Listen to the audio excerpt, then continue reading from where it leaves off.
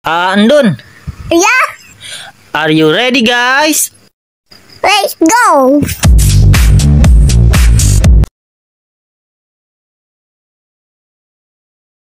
Assalamualaikum warahmatullahi wabarakatuh. Kembali lagi di channel Andun bersama Andun. Apakah teman-teman penonton channel ini ada yang memiliki trauma?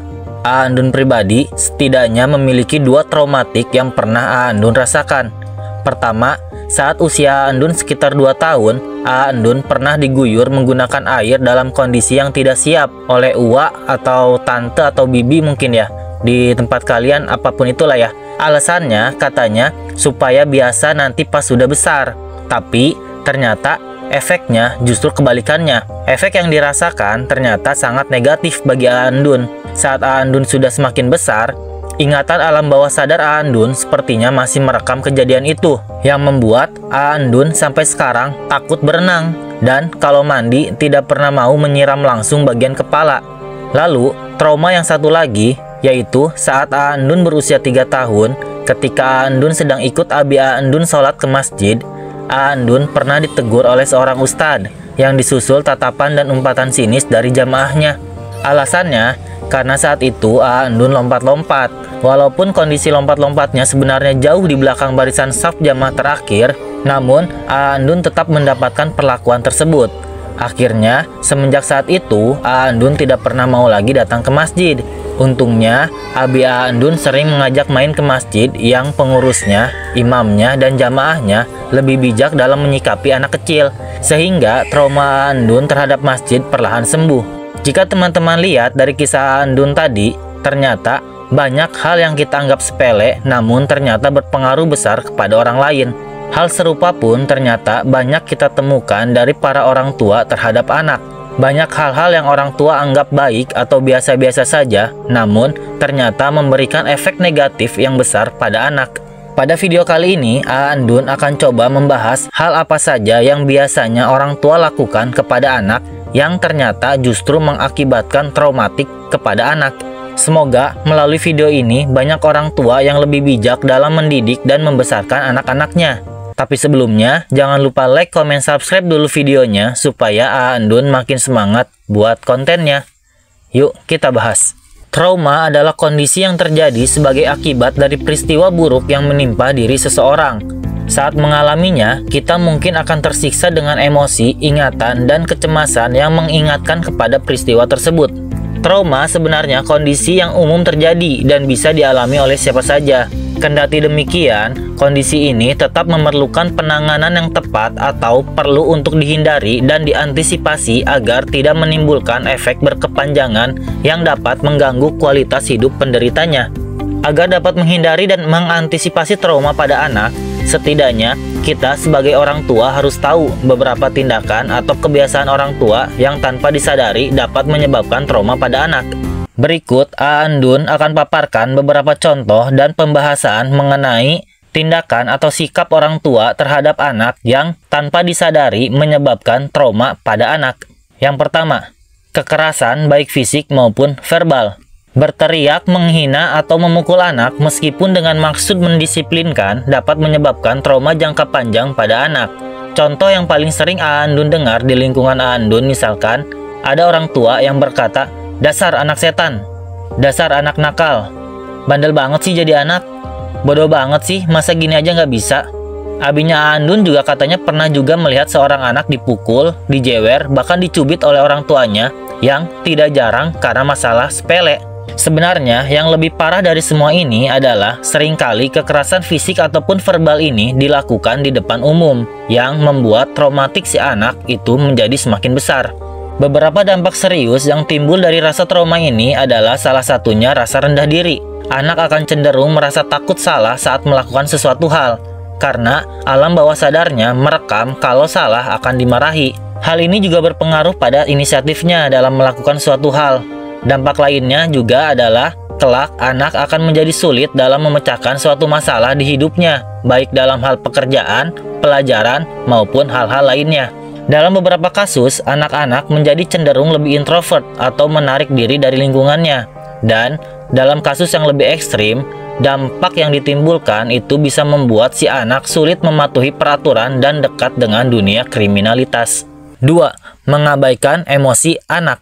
Tidak mendengarkan perasaan anak atau meremehkan emosinya bisa membuat anak merasa tidak dihargai atau merasa tidak penting. Contohnya, misalkan anak sedang sedih atau marah, seringkali orang tua berkata, "Gitu aja nangis, udah diem, jangan cengeng. Gitu aja marah, udah biarin aja, jangan dibales." Atau misalkan contoh lain, ketika anak coba menceritakan sesuatu, orang tua berkata, "Udah sana sama mama aja, papa sedang sibuk." Atau, "Sama papa aja, mama lagi repot ya." Atau bisa juga langsung ganti topik tanpa membahas apa yang ingin disampaikan dari perasaan sang anak. Yang lebih sering Aandun dengar di sekitar Aandun, ada anak banyak bertanya pada orang tuanya, si orang tuanya langsung ngejudge si anaknya, "Ih, kamu mah cerewet banget, udah diem jangan banyak tanya." Hal-hal ini akan berdampak pada anak untuk mengenali perasaannya sendiri. Mereka tidak tahu bagaimana cara menghadapi perasaan marah, sedih, atau takut. Sehingga hal ini akan memicu ledakan emosi yang tidak terkendali atau sebaliknya, perasaan tertekan yang tidak diungkapkan. Mereka akan mengalami kesulitan dalam mengelola stres dan konflik karena kurangnya keterampilan dalam mengelola emosi. Dampak lainnya juga, mereka akan kesulitan untuk percaya ataupun merasa nyaman saat berhubungan dengan orang lain, yang akhirnya mengakibatkan mereka kesulitan dalam membangun hubungan sehat dengan orang lain, baik itu hubungan pertemanan, pasangan, atau bahkan kolega di tempat kerja. Dan yang parahnya adalah mereka tidak bisa menyampaikan pendapat mereka atau menginterupsi pendapat atau perilaku orang lain walaupun mereka tahu pendapat atau perilaku orang lain itu salah. 3. Menuntut kesempurnaan pada anak.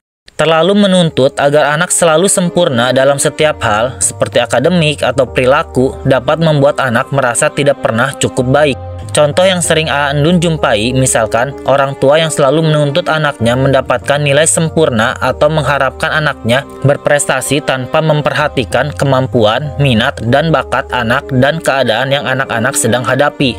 Dampaknya, anak menjadi trauma belajar. Ciri-ciri anak yang trauma belajar itu adalah saat tidak ada guru, mereka akan bersorak senang berkata, "Hore, gurunya tidak masuk."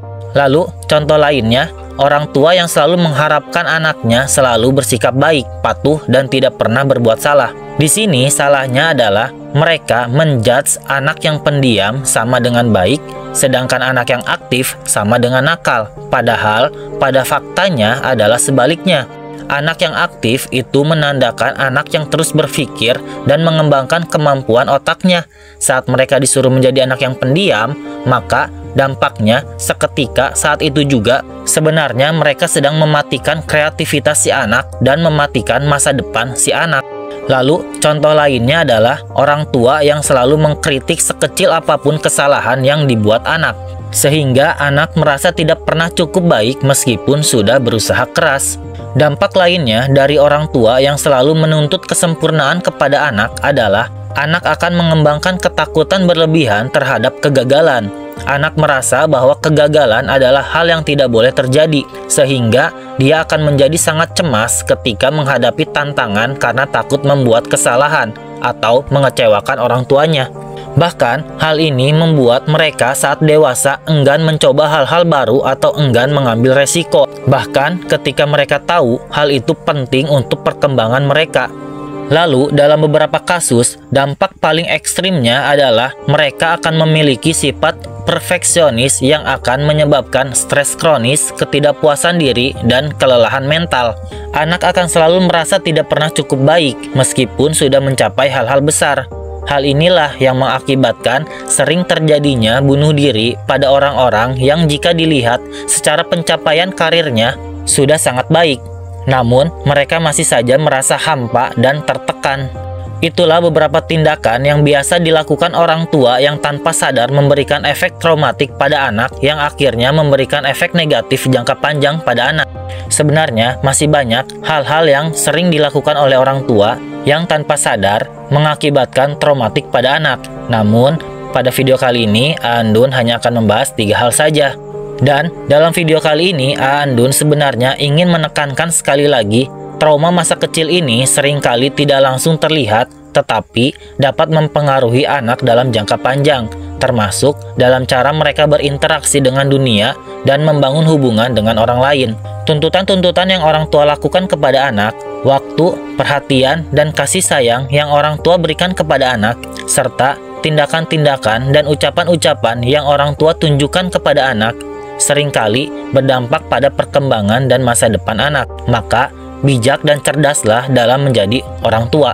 Sekian video dari Andun, sampai bertemu di video-video selanjutnya. Bye-bye.